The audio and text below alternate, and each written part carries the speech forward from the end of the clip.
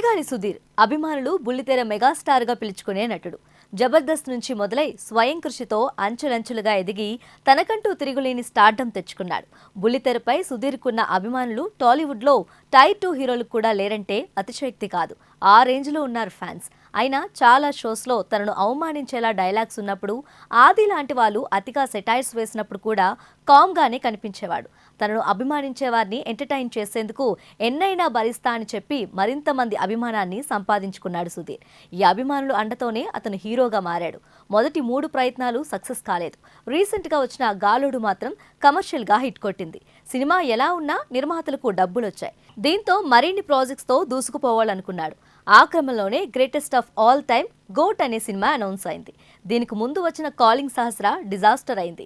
ఆ కారణంగానా లేక ఇంకేమైనా రీజన్స్ ఉన్నాయా అనేది చెప్పలేం. కానీ ప్రస్తుతం సుడిగాలి సుధీర్ గోట్ సినిమాకు సంబంధించిన అప్డేట్స్ ఏం కనిపించడం లేదు.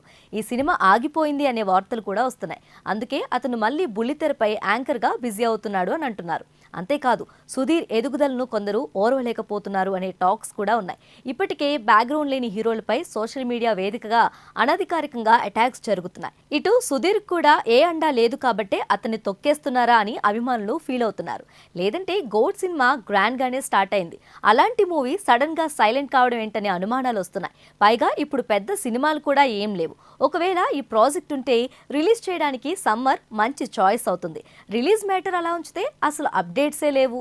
మరి ఈ ప్రాజెక్ట్ ఉందా లేదా అనేది క్లారిటీ ఇస్తారేమో చూడాలి. జబర్దస్త్ నుంచి మొదలై స్వయం కృషితో అంచెలంచెలుగా ఎదిగి తనకంటూ తిరుగులేని స్టార్డమ్ తెచ్చుకున్నాడు.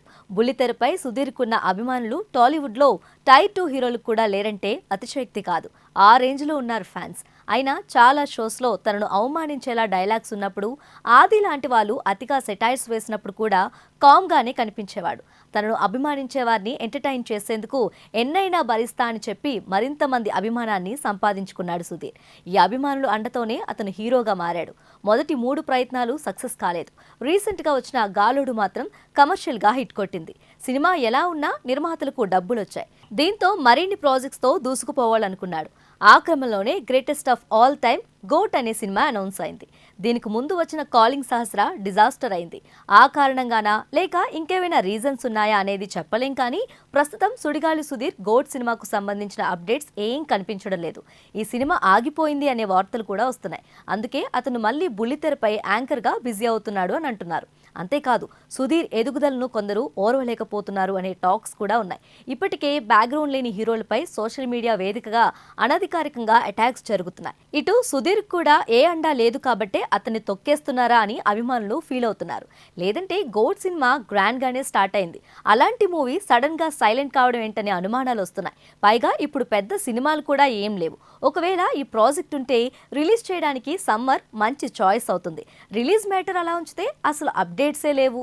మరి ఈ ప్రాజెక్ట్ ఉందా లేదా అనేది క్లారిటీ ఇస్తారేమో చూడాలి.